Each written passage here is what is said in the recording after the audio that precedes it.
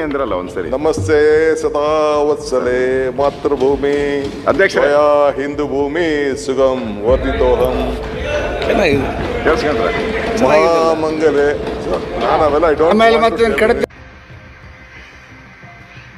D K Shivakumar ಅವರು deputy ಮುಖ್ಯಮಂತ್ರಿಗಳಾಗಿ ಸಂಘ ಪ್ರಾರ್ಥನೆ ಮಾಡೋದ್ರಲ್ಲಿ ನಮ್ದೇನು ಅಭ್ಯಂತರ ಇಲ್ಲ.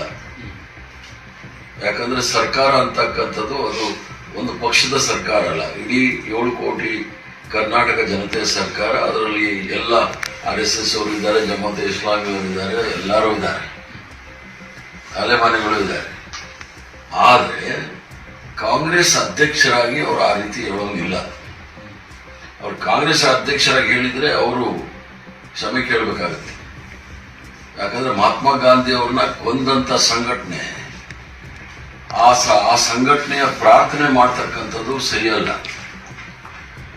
ಆದ್ರಿಂದ ಬಹಳ ಸ್ಪಷ್ಟವಾಗಿ ಅವರು ಡೆಪ್ಟಿ ಮುಖ್ಯಮಂತ್ರಿಗಳಾಗಿ ಅದನ್ನ ಮಾಡಿಕೊಂಡಿದ್ದಾರೆ. ಯಾಕಂದ್ರೆ ಅವರು ಹಲವಾರು ಮುಖಗಳಿದೆ. ಶಿವಕುಮಾರ್ ಅವರು ಕೃಷಿಕರು ಅಂತಾರೆ, ಆಮೇಲೆ ಕ್ವಾರಿ ಓನರ್ ಅಂತಾರೆ, ಆಮೇಲೆ ಎಜುಕೇಶನಿಸ್ಟು ಅಂತಾರೆ, ಬಿಸ್ನೆಸ್ ಮನ್ ಅಂತಾರೆ, ಇಂಡಸ್ಟ್ರಿಯಲಿಸ್ಟು ಅಂತಾರೆ. ಒಂಥರ ಅವ್ರಿಗೆ ಪ್ಯಾಷನ್ ಇದು ಇರ್ಬೋದು. ಯಾರಿಗೆ ಸಂದೇಶ ಅವ್ರು ಕೊಡ್ಬೇಕು ಅನ್ನೋದು ಅವ್ರ ಗಮನದಲ್ಲಿ ಇಟ್ಕೊಂಡಿದ್ದಾರೆ ನಮಗೆ ಗೊತ್ತಿಲ್ಲ. ಯಾಕಂದ್ರೆ ಅವರು ಈ ಒಂದು ಸಂಘ ಪ್ರಾರ್ಥನೆ ಮಾಡಿ ಯಾರನ್ನ ಮೆಚ್ಚಕ್ ಮಾಡಿದ್ದಾರೆ ಅನ್ನೋದು ಗೊತ್ತಿಲ್ಲ. ಆದ್ರೆ ಡೆಪ್ಟಿ ಮುಖ್ಯಮಂತ್ರಿಯಾಗಿ ಮಾಡಿರೋದು ನಮ್ದೇನು ಅಭ್ಯಂತರ ಇಲ್ಲ. ಕಾಂಗ್ರೆಸ್ ಅಧ್ಯಕ್ಷರಾಗಿ ಮಾಡಿದ್ರೆ ಅವರು